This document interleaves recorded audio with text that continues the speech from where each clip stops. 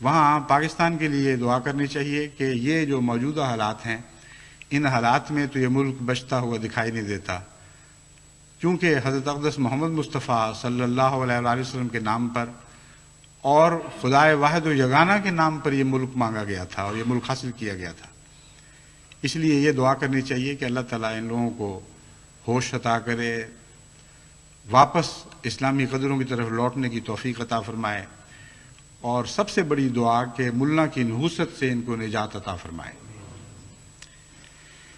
جہاں تک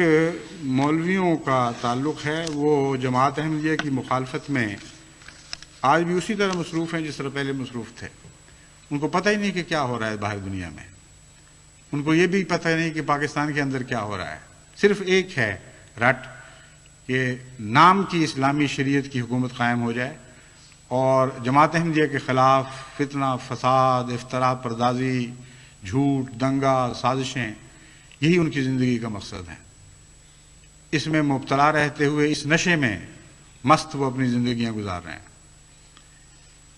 انہوں نے اپنی ہر کوشش کر دیکھی ہے، یہاں تک کہ آج ساری قوم کے لیے وہ خطرہ بن چکے ہیں۔ اس لیے میں نصیحتاً ان کو یہ بتاتا ہوں، حضرت مسیح موعود علیہ الصلوۃ والسلام کے الفاظ میں بڑی عاجزی کے ساتھ ان کو یہ نصیحت کرتا ہوں کہ اگر وہ اپنی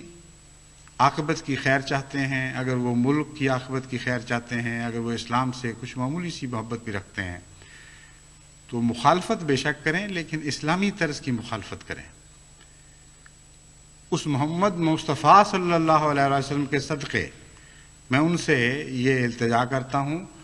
کہ مخالفت ویسی کریں جیسے حضرت محمد مصطفیٰ صلی اللہ علیہ وآلہ وسلم اپنے مخالفوں کی کیا کرتے تھے۔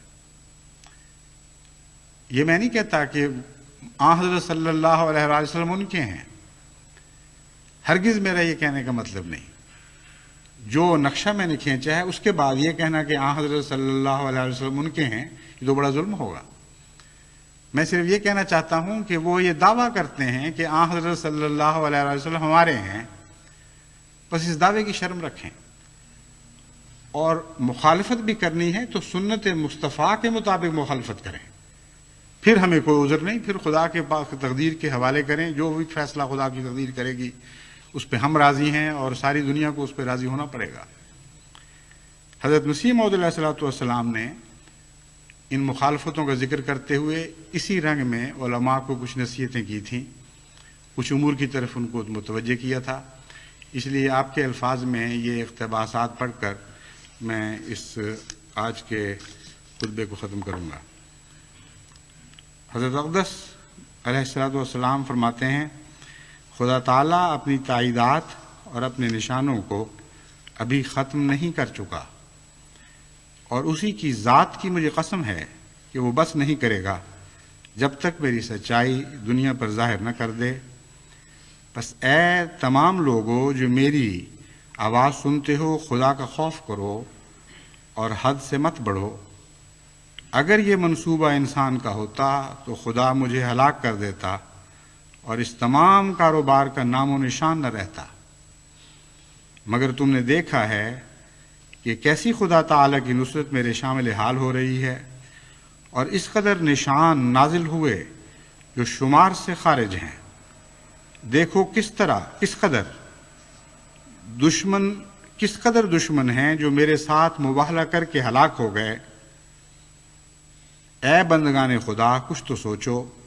کیا خدا تعالیٰ جھوٹوں کے ساتھ ایسا معاملہ کیا کرتا ہے؟ پھر فرماتے ہیں، کون جانتا تھا اور کس کے علم میں یہ بات تھی کہ جب میں ایک چھوٹے سے بیج کی طرح بویا گیا اور بعد اس کے ہزاروں پیروں کے نیچے کچلا گیا، اور آندھیاں چلیں اور طوفان آئے اور ایک سیلاب کی طرح جو شور بغاوت میرے اس چھوٹے سے تخم پر پھر گیا، پھر بھی میں ان صدمات سے بچ جاؤں گا۔ یعنی کون جانتا تھا کہ اس سب کے باوجود میں ان صدمات سے بچ جاؤں گا؟ سو وہ تخم خدا کے فضل سے ضائع نہ ہوا، بلکہ بڑھا اور پھولا، اور آج وہ ایک بڑا درخت ہے جس کے سایہ کے نیچے 3 لاکھ انسان آرام کر رہا ہے۔ پھر آخر پر حضور نصیحتاً علماء کو مخاطب کرتے ہوئے فرماتے ہیں، یعنی ان مخالف علماء کو جنہوں نے اپنی زندگیاں احمدیت کو نیست و نابود کرنے کے لیے وقف کر رکھی ہوئی تھیں اور آج بھی کی ہوئی ہیں، میں نصیحتاً للہ مخالف علماء اور ان کے ہم خیال لوگوں کو کہتا ہوں کہ گالیاں دینا اور بدزبانی کرنا طریق شرافت نہیں ہے۔ اگر آپ لوگوں کی یہی طینت ہے تو خیر، آپ کی مرضی، لیکن اگر مجھے آپ لوگ کاذب سمجھتے ہیں تو آپ کو یہ بھی تو اختیار ہے کہ مساجد میں اکٹھے ہو کر یا الگ الگ میرے پر بددعائیں کریں اور رو رو کر میرا استیصال چاہیں، یعنی بجائے اس کے کہ تم گند بکنے میں، سازشوں میں، فتنہ پردازیوں میں حد سے بڑھ جاؤ، جیسا کہ بڑھ بھی چکے ہو، میں تمہیں ایک اور طریق بتاتا ہوں۔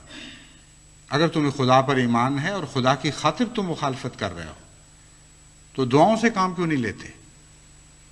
مسجدوں سے نکل کر گلیوں اور گھروں میں فساد برپا کرنے کی خاطر جو بھڑک بھڑک کے نکلتے ہو، واپس مسجدوں کو لوٹو اور مسجدوں میں خدا کے حضور سجدہ ریز ہو جاؤ اور دعائیں کرو کہ اے خدا، یہ وہ شخص ہے جو ظالم ہے، جس نے ایک ظالم جماعت پیدا کی ہے اور جو تیرے دشمن لوگ ہیں، ہم بھی ان کے دشمن تیری خاطر ہیں، بس تو ہماری مدد فرما اور ان کو نیست و نابود کرنے میں آسمان سے کارروائی کر، کیونکہ ہماری زمین کی کارروائیاں تو بالکل ناکام اور نامراد ہو چکی ہیں۔ یہ مراد ہے کہ اس رنگ میں تم دعائیں کرو، استیصال چاہو، یعنی مجھے کلیتاً ملیا میٹ کر دینے کے لیے دعائیں کرو، جڑوں سے اکھیڑ پھینکنے کے لیے دعائیں کرو۔ پھر اگر میں کاذب ہوں گا تو ضرور وہ دعائیں قبول ہوں گی، اور آپ لوگ ہمیشہ دعائیں کرتے بھی تو ہیں، آپ لوگ ہمیشہ دعائیں کرتے بھی ہیں، لیکن یاد رکھیں کہ اگر آپ اس قدر دعائیں کریں کہ زبانوں میں زخم پڑ جائیں اور اس قدر رو رو کر سجدوں میں گریں کہ ناک گھس جائیں اور آنسوؤں سے آنکھوں کے حلقے گل جائیں اور پلکیں جھڑ جائیں،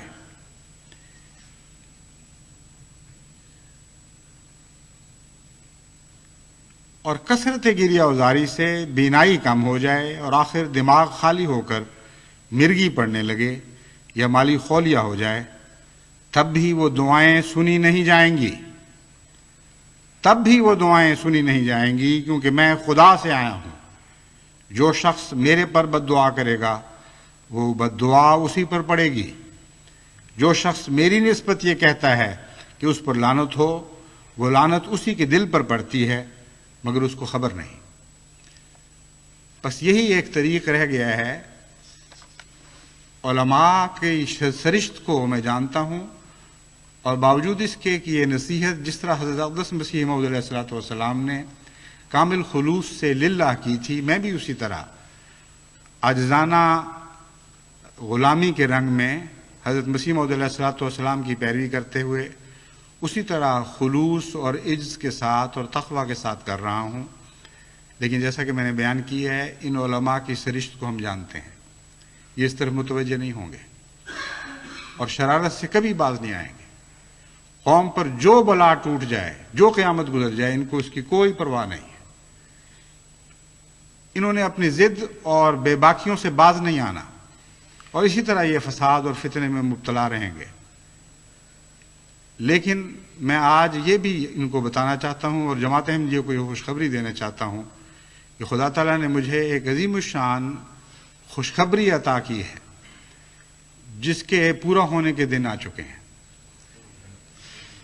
میں نے چند دن ہوئے رویا میں دیکھا کہ تذکرہ میرے سامنے کھلا پڑا ہے اور اس کے ایک طرف ایک پیراگراف ہے جس پر میری نظریں مرکوز ہیں، اور میرے ذہن میں یہ اللہ تعالیٰ کی طرف سے ڈالا گیا ہے کہ حضرت مسیح موعود علیہ الصلوۃ والسلام کی وہ پیشگوئی ہے جس کے پورا ہونے کے دن آ چکے ہیں۔ اور وہ پیشگوئی میں پڑھتا ہوں، اس میں سے سب سے مرکزی بات جس پر میری نظر اٹک جاتی ہے اور بہت ہی دل کو